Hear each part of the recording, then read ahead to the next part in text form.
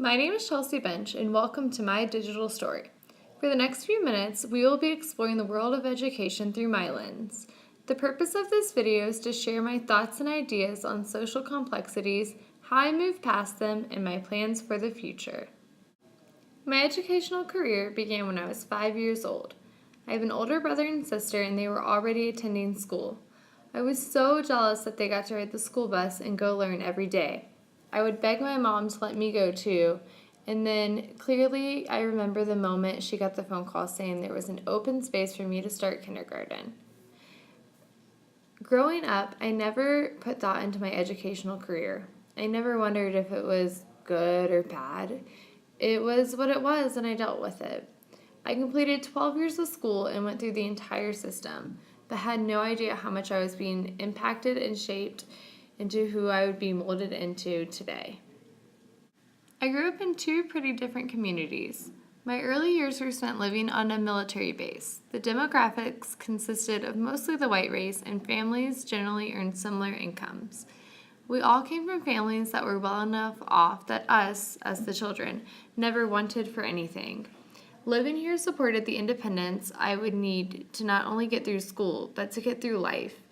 During this time of my life, my parents were still married, which was the norm of the community. The community was its own little world on the west side of the city. From there, we transitioned to living in a completely different community. We moved to a primarily black community, low income, and a high crime area. My parents were divorced by this time, which was also the norm for that community. Financially, things did not change in my life. I was very fortunate for never having to want. I didn't fit in with this community, and honestly, I didn't even feel safe outside of my home. My high school setting was very similar to the Bonilla Sylvia article. Mixed races, but mostly segregated. This segregation led to a lot of white privilege and projection placed on people of color. Bonilla and Sylvia stated that projection helps us escape from guilt and responsibility and affix blame elsewhere. What impacted me most growing up was the lack of educational support system when I was going through school. My parents were never involved in my education. I was lucky they even showed up to my graduation. This resulted in me pushing myself further and further looking for acknowledgement.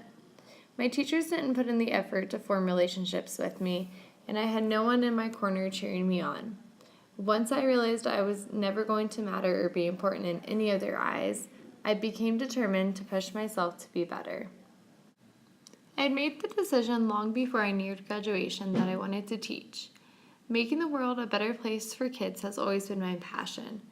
I had such a horrible school and educational experience that I felt like I needed to do my best to make sure kids in the future never felt the way I was made to feel. I was shamed, degraded, and generally unsupported throughout school. From an early age, before I even graduated high school, I decided that I would work towards creating a positive school experience for students and a safe, welcoming classroom. My first step on this path was beginning work as a preschool teacher. I started teaching after I graduated high school. This time in life was my first experience in urban education, although I didn't realize it at the time.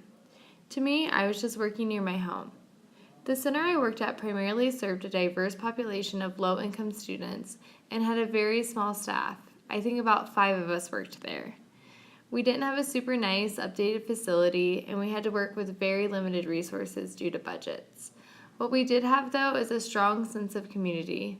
We were extended families to everyone who attended the center. This is where I learned that in life, it's not what you have, it's who you have. This preschool laid the foundation for my teaching career and prepared me in ways I was blind to seeing before this course. I worked at that preschool for 4 years before I moved from Florida to Colorado. Upon arrival, I experienced major culture shock. I came from such a low-income place to one of the wealthiest counties in America.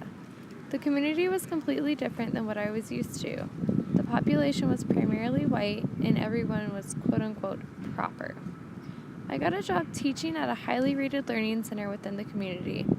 Once again, it was nothing like I had seen before. I started off so excited. I worked at a beautiful center with unlimited resources and a budget that I sometimes had trouble spending. I actually received gifts for holidays and Teacher Appreciation Day. That never happened at my previous center because the families could barely support themselves financially. While this center was a dream on paper, I found myself becoming bored. There was a lack of challenge because I was handed everything I could ever wanted. The same issue followed me into my next job as a nanny in the same community. Around this time, I began courses at CU Denver and got accepted into the Next Gen program, which creates and prepares teachers for the urban community. I began work as a para-educator intern at a Title I school within the urban community of Denver. This setting is where I felt safe and comfortable, and this is where I felt needed. I could relate to these students in the sense of that I knew what they were going through when they were struggling with feeling dejection by the people who were supposed to be their support system. I was aware of the situations they were having to deal with in their home life, and I wanted to create and be a safe space they could grow academically and emotionally in. These kids within the urban community need someone to believe in them and tell them they can do it. I want to be that person. I thought I had it rough because I had emotional barriers impacting my education, but these kids within the urban community have so much more than that.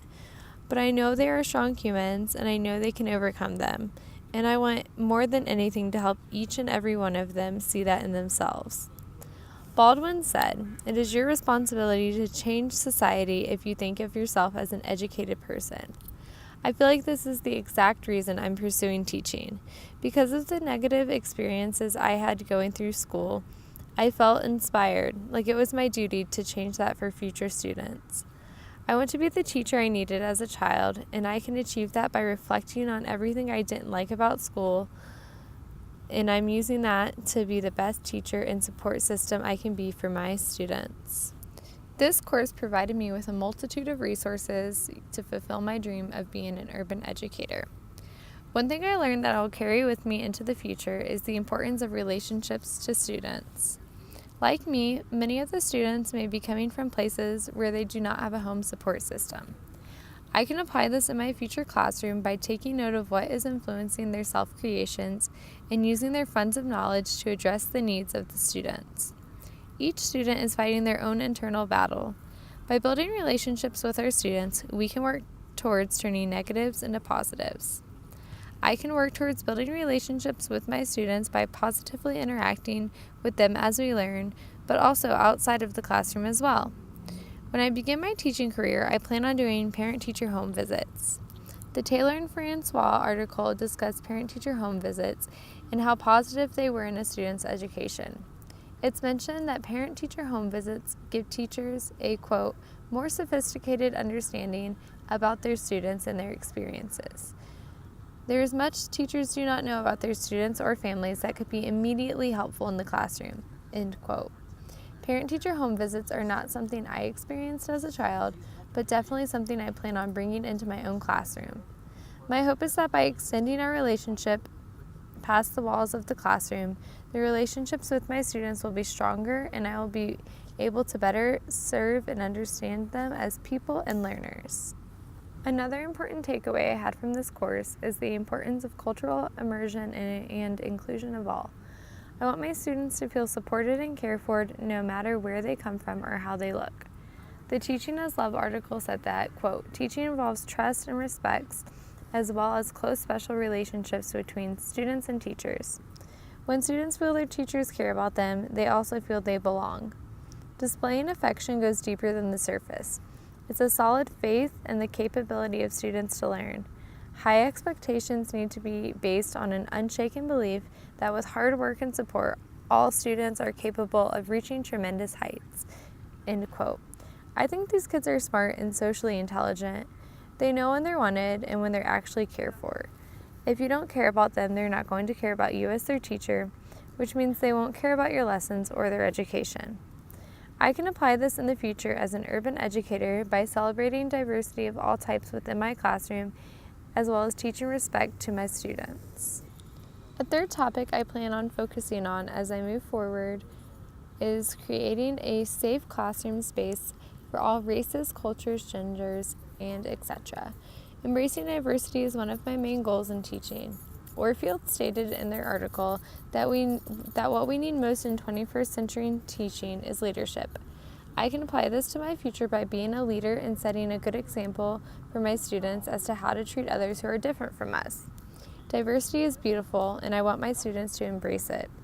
The welcoming feeling of everyone in our personal classroom this semester was created on day one with the simple question of, how do you want to be seen? Everyone got a chance to share, and there was zero judgment of others. I want to bring that practice and feeling into my own classroom as I move forward in my career. Last but not least, over the last 8 weeks, I learned how important it is to reflect on your being.